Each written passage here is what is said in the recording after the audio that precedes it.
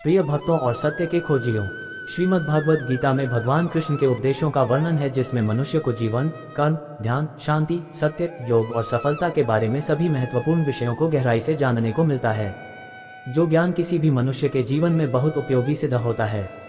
श्रीमद् भागवत गीता में भगवान श्री कृष्ण ने अपने शिष्य अर्जुन को कुरुक्षेत्र में न केवल ज्ञान की बातें बताई, उसके साथ ही जीवन जीने की कलाओं के बारे में भी बताया है। तो आइए इस समुद्र रूपी ज्ञान को हम विस्तार से जानेंगे, जो कि हर मनुष्य के लिए प्रेरणा स्रोत का कारण होता है।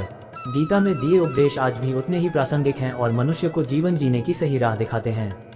श्री कृष्ण के उपदेश हमें धर्म के मार्ग पर चलते हुए अच्छे कर्म करने की शिक्षा देते हैं। समय कभी नहीं रुकता, आज यदि बुरा चल रहा है तो कल अवश्य अच्छा आएगा। कर्म किए जाओ, फल की चिंता मत करो। आत्मा अमर है, इसलिए मरने की चिंता मत करो। इस संसार में कुछ भी स्थायी नहीं है। नर्क के 3 द्वार हैं, काम, क्रोध और लोभ। मौन सबसे अच्छा उत्तर है किसी ऐसे व्यक्ति के लिए जो आपके शब्दों को महत्व नहीं देता। आत्मा का अंतिम लक्ष्य परमात्मा में मिल जाना होता है। धर्म केवल कर्म से होता है, कर्म के बिना धर्म की कोई परिभाषा ही नहीं है। अहंकार करने पर इंसान की प्रतिष्ठा, वंश, वैभव तीनों ही समाप्त हो जाते हैं।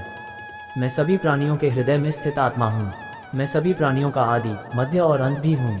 सत्य कभी नष्ट नहीं हो सकता। अच्छा करने से नहीं डरना चाहिए। मनुष्य कितना भी गोरा क्यों ना हो, परंतु उसकी परछाई सदैव काली होती है।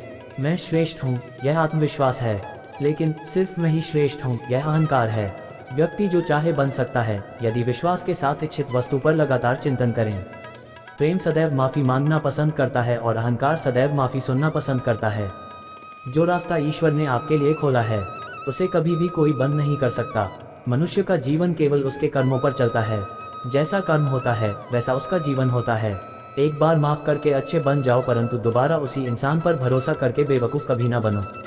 मन की गतिविधियों, होश, श्वास और भावनाओं के माध्यम से भगवान की शक्ति सदा तुम्हारे साथ है। जीवन में आधे दुख इस वजह से आते हैं क्योंकि हमने उनसे आशाएं रखी जिनसे हमें नहीं रखनी चाहिए थी। मैं ही इस सृष्टि की रचना करता हूँ, मैं ही इसका पालन पोषण करता हूँ और मैं ही इस सृष्टि का विनाश करता हूँ। जब संसार में धर्म की हानि होगी, अधर्म की विजय, तब मैं इस पृथ्वी पर अवतार लूंगा।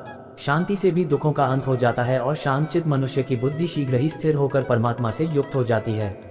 हमारी आस्था की परीक्षा तब होती है जब हम जो चाहे वो न मिले और फिर भी हमारे दिल से प्रभु के लिए शुक्रिया ही निकले।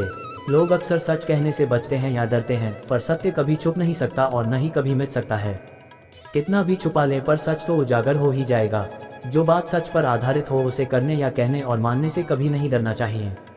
इच्छा पूरी नहीं होती तो क्रोध बढ़ता है और इच्छा पूरी होती है तो लोभ बढ़ता है। इसलिए जीवन की हर स्थिति में धैर्य बनाए रखना। धर्म केवल रास्ता दिखाता है, लेकिन मंजिल तक तो कर्म ही पहुंचाता है। वह जो सभी इच्छाएं त्याग देता है, मैं और मेरा की लालसा तथा भावना से मुक्त हो जाता है, उसे शांति प्राप्त होती है। श्री कृष्ण ने कहा है, अगर तुम्हें किसी ने दुखी किया है तो बुरा मत मानना। लोग उसी पेड़ पर पत्थर मारते हैं जिस पेड़ पर ज्यादा मीठे फल होते हैं। स्वार्थ से रिश्ते बनाने की कितनी भी कोशिश करें, वो कभी नहीं बनते हैं, और प्रेम से बने रिश्तों को कितना भी तोड़ने की कोशिश करें, वो कभी नहीं टूटते। अगर व्यक्ति शिक्षा से पहले संस्कार, व्यापार से पहले व्यवहार और भगवान से पहले माता पिता को पहचान ले तो जिंदगी में कभी कोई कठिनाई नहीं आएगी।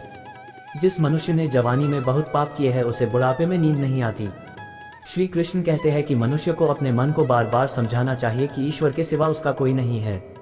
परिवर्तन इस संसार का नियम है। कल जो किसी और का था, आज वो तुम्हारा है एवं कल वो किसी और का होगा।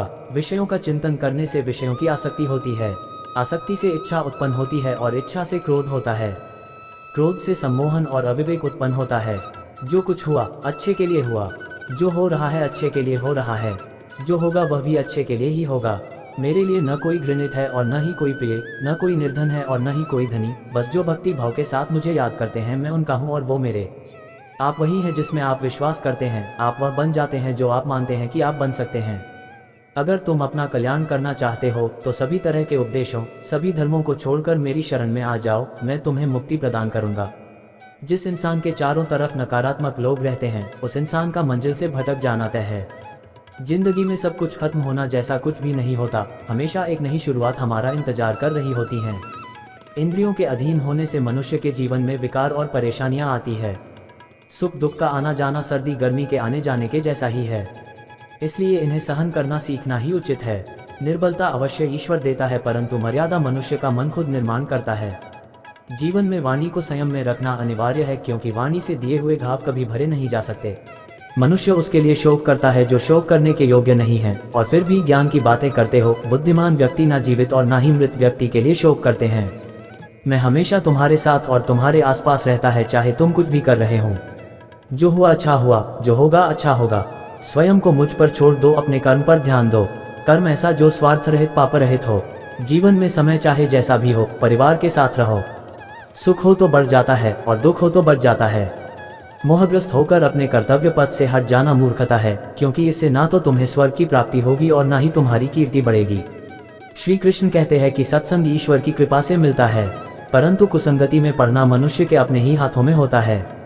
आशा करता हूं कि आपको ये वीडियो पसंद आई होगी। ये वीडियो अपने दोस्तों और परिवार के साथ शेयर जरूर करें। ऐसी ही रोचक ज्ञानवर्धक जानकारी के लिए हमारे चैनल को सब्सक्राइब करें। जय श्री कृष्ण।